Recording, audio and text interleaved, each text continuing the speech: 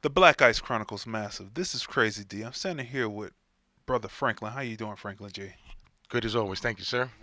All right. As we always endeavor to pass on from generation to generation to generation to generation, knowledge that will be helpful for black folks to have a positive outcome in the future. Would you agree with that? Agreed again. Okay, okay. So what we're talking about now is this, because it's hit home, and it hit me hard in the chest a couple of days ago when I found out about Russell Simmons. Mm. He had one accuser who was a model, but then Lena Horne's granddaughter came out, and she's a writer, so she wrote it out in many paragraph in a form with many paragraphs to it, and it just lays it out from beginning to end, and it's a shocker.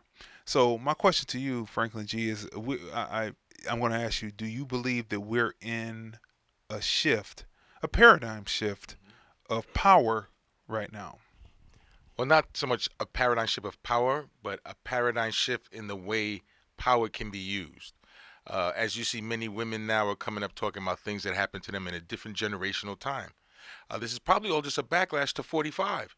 He said that, and we have it on tape, that he did certain things. He grabbed women by their certain body parts, and the acceptable level of women that allowed that to happen voted for him because of the consciousness or the lack of consciousness of what was sexual oppression at that time. So when we look at all the women who are coming out now, this is because possibly that was the straw that broke the camel's back. In terms of now, you have people who, after Cosby, kind of broke the ice, or the women that were involved in that event. Now we have women who are in different forms coming out and exposing in many media effects, not just the news, but as you see with Russell Simmons, because the time that these accounts happened, our concept of it was different. Perfect example, the black community. There's a song that we all love that we sing, and my man, he does it. He goes, oh, boom. And he tells his story about how he loved this woman. He went to get her back, so to speak. And he said, I went to her house. I saw her car parked in the driveway. I knocked on her door, but my knocks went unanswered. That's stalking. You can't do that now. But at the time the song came out, we still love it. We sing it. We laugh to it. But the acceptability of what that was at that time in the 70s, or when this song came out, it was acceptable to kind of be strong in your approach towards getting a woman. Even so much so, back in the Cagney days, James Cagney smashed a grapefruit in a woman's face at a table in one of the greatest movies ever, White Heat. I'm not saying it's a great movie, but he was violent towards his woman, so much so even when he moved, she flinched. That was considered the role of manhood. Even Jackie Gleason in The Honeymooners. Oh, I'll bang zoom. I'll knock you to the moon. Those things were acceptable at the time because the consciousness of what was abuse isn't the same as what we recognize it is now.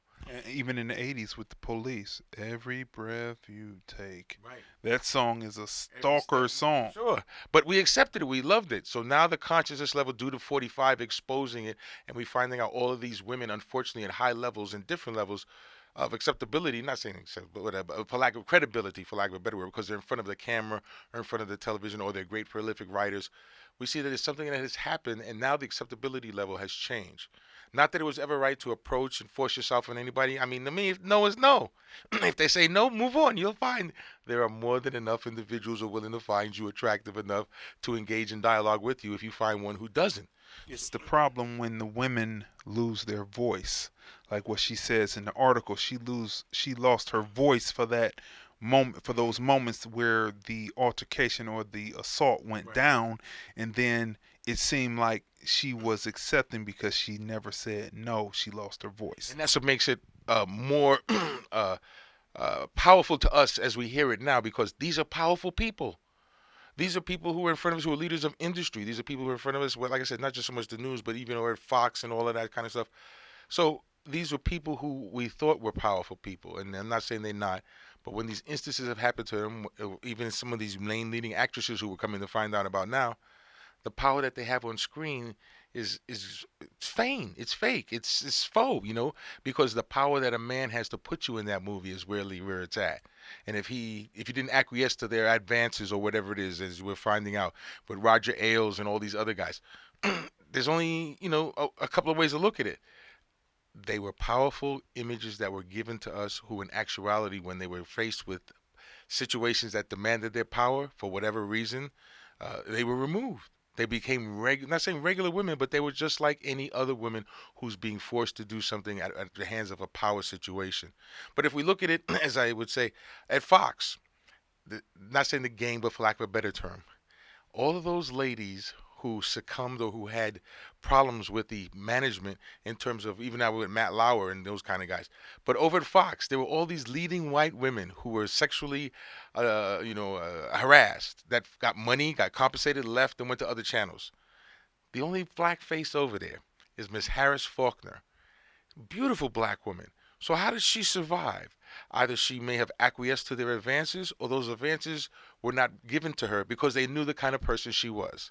You don't just step to a sister, usually, and just ba ba bam, you walk around naked or have your parts, unless we hear about what John Conyers did to his people. But when you look at what happened at Fox in terms of the amount of women that left and had suits, you have a woman over there who is perceived to be powerful. She's an anchor of a show. Either how did she escape all of that? What is her pathway to success?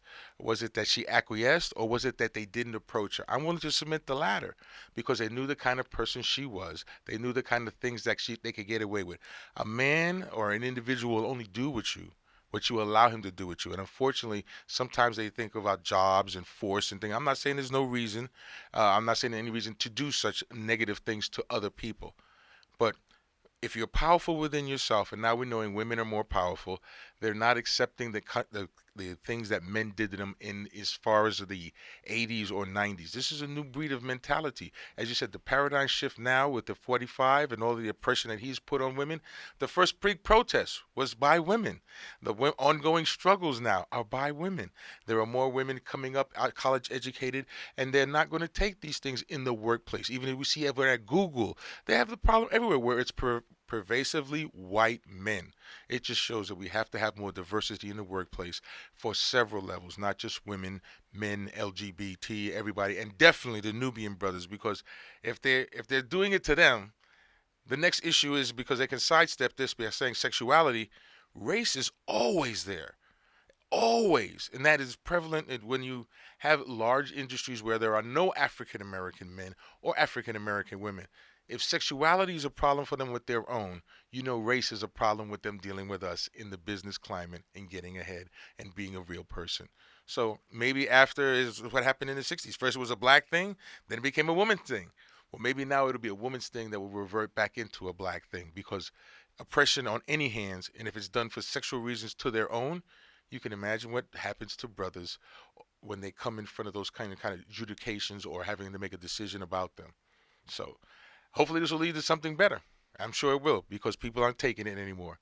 And if women aren't taking it anymore, I'm sure we'll spill over to Nubian women, which I'm sure will spill over to us, Nubian men. And that's where we'll leave it. It's going to spill over. So get ready, you racist. No, we'll leave it right there. Give them your social media real quick. Well, you can always check us out at Like It Is Radio on Facebook. We've been pleased to have so many special guests that Brother D has been covering for us. We've gone all the way from Baba to Young Pharaoh. We're just going to keep you connected because through dialogues with these individuals and now the fact that we can put it on paper, so to speak, which is now film, and it lasts forever. Hopefully, as you said, the future generations will learn because as we're learning now, these young ladies aren't going to take it because this happened to my auntie, this happened to my grandma. It's an awakening. It could be, let's call it a renaissance of what it should be, treating people right. But Like It Is Radio here at Power 88, Friday mornings, 10 a.m. till 11. You can check us out on Facebook, and we are streaming all the time at the People Station, Power 88, KCEP FM. I'm saying it so long, I mess it up. But Crazy D's putting it down for us, and we've had so many folks come through here. We're going to keep it going. And Kemet in the Desert. When does that happen? That's February. That's Black History Month. Black History Month, we're doing it up big. We're starting it out with the Black History Museum of some artifacts, slave shackles, slave papers, and that will be called an Emancipation Circle, and that will be happening at the 100 Academy under the leadership and the principality of Miss Rosh Cholet Connor, who is allowing us to have space in her school. And then on the 10th, we will have Baba James Small, Professor James Small, if you don't know, and now you better come get some knowledge because that will also be happening at the 100 Academy. We'll be screening the movie 1804 with a follow-up. He's in the movie. It's about the Haitian Revolution. Then we'll be talking to Baba. We don't have anything for that next weekend, but the last weekend of the month is the Black Weekend, the 5th annual Kemet in the Desert series, starting out with Dr. Renoko Rashidi on February 22nd. It's free. It's at the West Las Vegas Library Theater. We have the production company, Mr. Oscar Robinson, working in conjunction with us. And then Friday, we have professors, the dual professoralities of Professor Ashura Kwesi, and his lovely wife, Mira Kwesi, who I just traveled to Egypt with. They'll be telling us and showing us the images of us on the walls, and they've been touring for over 40 years. He's worked with Dr. Ben. He's taken the legacy on, and what a trip. And then the last Saturday, we'll be celebrating one of my main matinee icons in the form of Mr. Antonio Fargas. We'll be doing a tribute to him. He's been in over 129 movies, and we're going to talk about some of the images that he's created and how he's been so successful in this black film game. So that's Black Weekend, the 5th annual Kemet in the Desert series happening here. All of these things are free. We pay for them so you can come get educated, and we're going to get Dee to put them on film so we can keep them forever and educate the future. And that's it. Educating the future. Stay tuned. The Black Ice Chronicles.